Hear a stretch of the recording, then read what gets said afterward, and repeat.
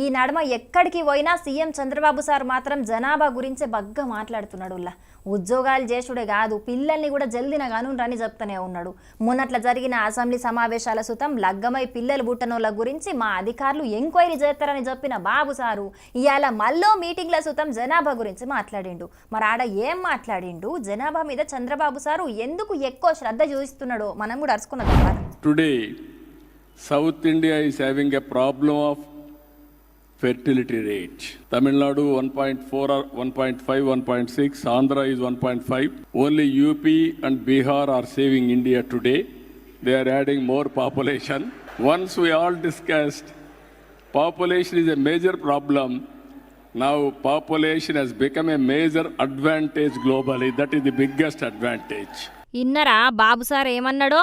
South ఇండియాలో ఇప్పుడు సంతానోత్పత్తి ఎక్కువ లేకపోవడే సమస్యనట. తమిళనాడు, ఏపీల జనాభా ఎక్కువ పెరుగుతలేదు. ఉత్తరప్రదేశ్, బీహార్ రాష్ట్రాలే దేశాన్ని కాపాడుతున్నాయి. ఒకప్పుడు జనాభా సమస్య గాని ఇప్పుడు మాత్రం జనాభానే పెద్ద ఆస్తి అని చెప్పుకొచ్చిండు. సౌత్ ఇండియాలో ఎక్కువ మందిని కనలేకపోతున్నారు గాని యూపీ, బీహార్ల మాత్రం ఎక్కువ మందిని గాని దేశాన్ని కాపాడుతున్నారని అనుకొచ్చిండు. మద్రాస్ ఐఐటీలో జరిగిన ఆల్ ఇండియా రీసెర్చ్ స్కాలర్స్ సమిటీ కార్యక్రమానికి హాజరుపడ్డ సీఎం చంద్రబాబు సారు ఇట్లా మాట్లాడిండు. మొత్తానికైతే చంద్రబాబు సార్ మాత్రం ఎక్కడికి పోయినా జనాభా పెంచాలనే దాని గురించే మాట్లాడుతున్నాడు. జనాభా అనేది గొప్ప ఆస్తి, దాన్ని మంచిగా వాడుకుంటే దునియాలో మనమే నంబర్ 1 అవుతామని అంటున్నాడు. సౌత్ ఇండియానే ముందే చెప్పాను, మనం అందరం ఈ దేశానికి పెద్ద ఎత్తున కాంట్రిబ్యూట్ చేసే పరిస్థితికి వచ్చాం, ఒక అసెట్గా తయారయ్యాం.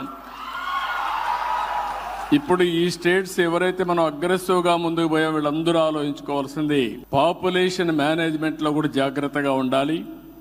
లేకపోతే నార్త్ ఇండియా పాపులేషన్ పెరిగినాక మైగ్రేషన్ అక్కడి నుంచి ఇక్కడికి వచ్చే పరిస్థితికి వస్తారు. ఇప్పుడు విదేశాలకు మనం పోతున్నాం, రేపు అక్కడి నుంచి ఇక్కడికి వచ్చే పరిస్థితి వస్తుంది.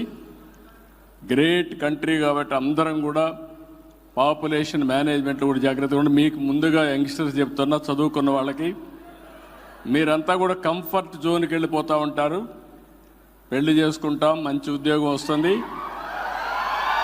వైఫ్ అండ్ హస్బెండ్ ఇద్దరు పనిచేస్తాం, డబుల్ ఇన్కమ్ వస్తుంది, నో కిడ్స్, లెటర్స్ ఎంజాయ్ అనే తీరికి వస్తారు.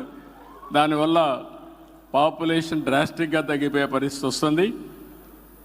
మనం కానీ జనాభాని మేనేజ్మెంట్ చేయడం, ఈ ట్రాన్సిషన్ కానీ మనం మేనేజ్ చేస్తే రాబోయే 400-500 సంవత్సరాలు ఇండియన్సే ప్రపంచాన్ని శాసించే పరిస్థితిలోకి వస్తారు. ఇన్నరా ఇప్పటికైనా దక్షిణ భారతదేశంలో ఉన్న రాష్ట్రాలు మేల్కోకపోతే ఉత్తర భారతదేశం నుంచి దక్షిణాది రాష్ట్రాలకు జనాలు వలసొచ్చే పరిస్థితి వస్తదని చెప్పుకొచ్చిండు.